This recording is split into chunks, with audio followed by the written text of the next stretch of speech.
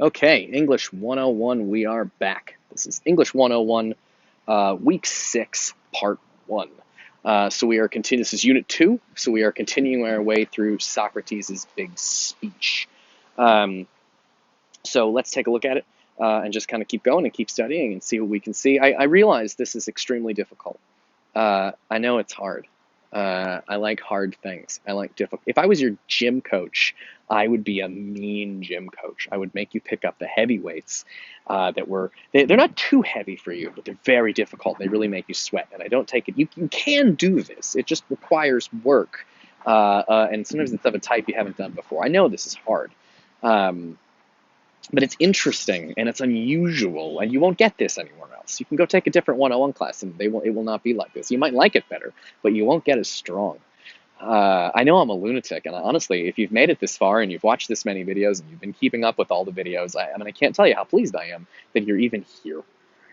Because it's difficult. It's difficult to do ancient philosophy. It's difficult to do it online like this. It's stressful. You got all these other classes, and it's hard. But I appreciate you being here for me. Um, I should probably say something about your papers. One problem that I have with these videos is I don't want to talk about your papers too much because I'm going to reuse these videos in later semesters, and I'm not sure future students might have their papers due in a different week. But go over, check the assignment section of Blackboard to see when things are due, because there's probably something due soon.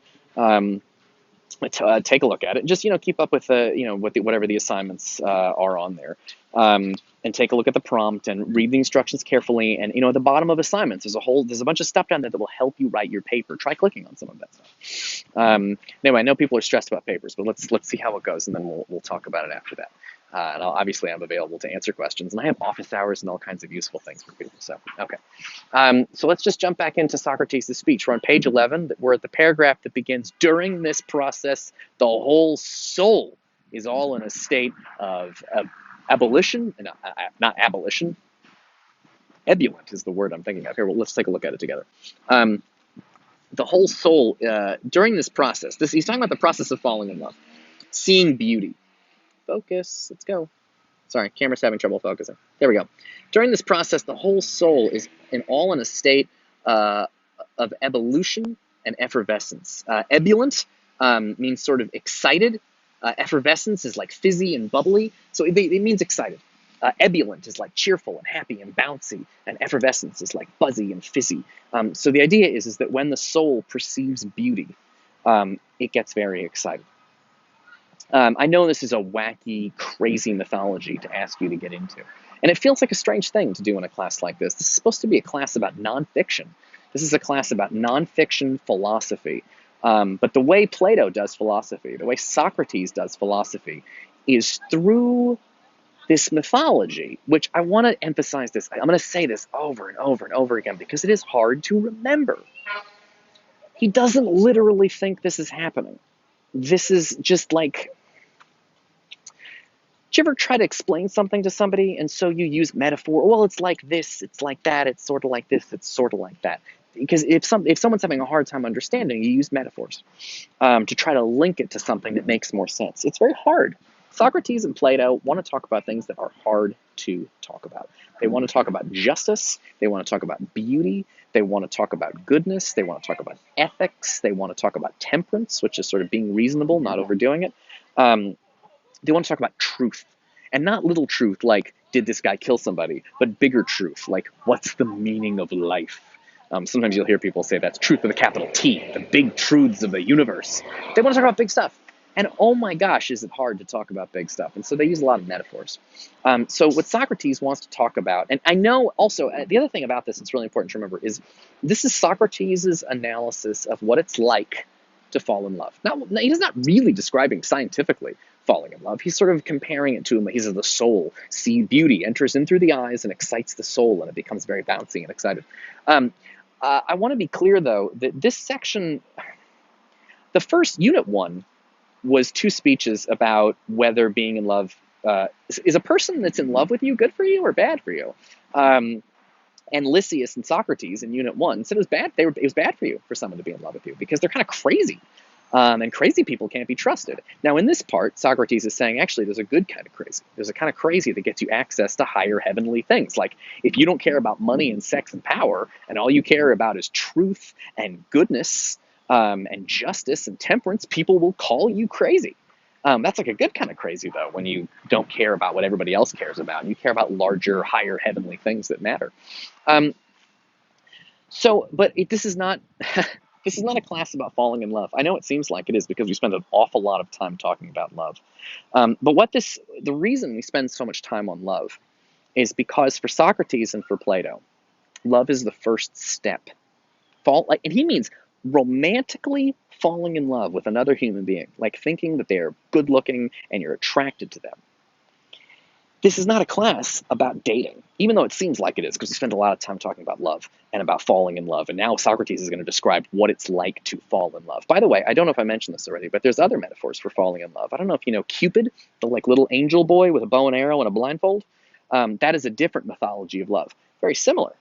Notice that Cupid is a little kid with a blindfold and wings, and he shoots arrows, and when the arrows hit you, you fall in love with the first person you see. That's the mythology from ancient Greece and Rome. But notice, why is love a little kid?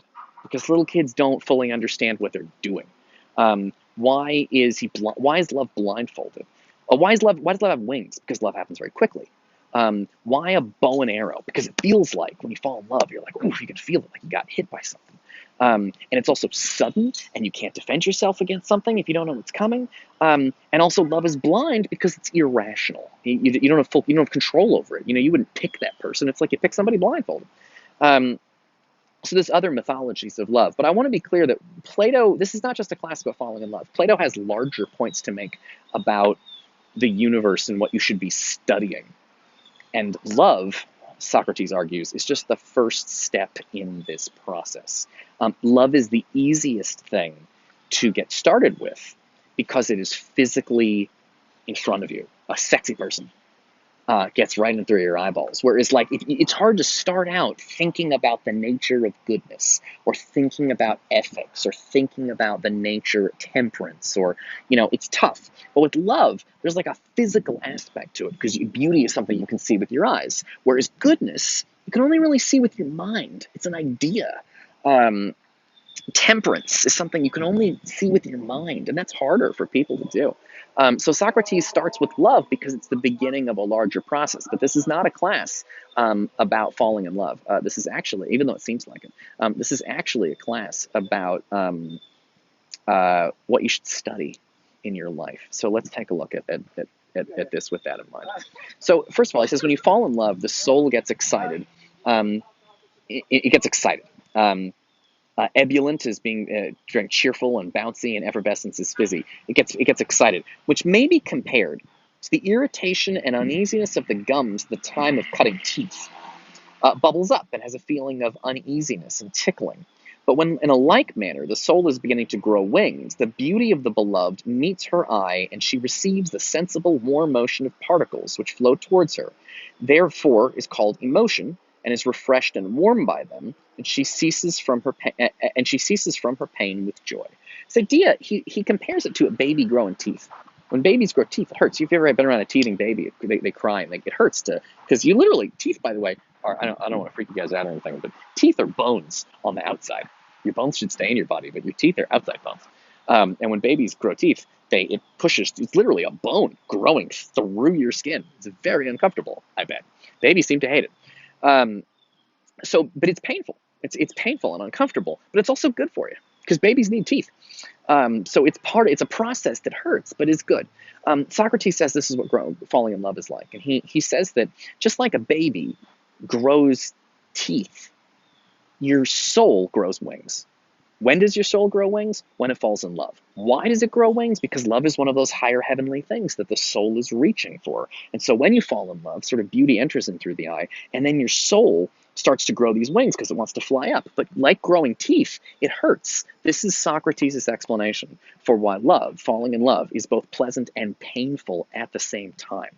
That you get nervous and your heart hurts and it's like tough and you're upset when you're away from the other person and you want to be near them all the time. That love has its ups, and every love movie you've ever seen has these ups and downs. This is why Socrates says that it happens. Again, Love is just the first step in a larger thing. Where does it end? It ends with philosophy. All right, I'll talk to you guys in the next video.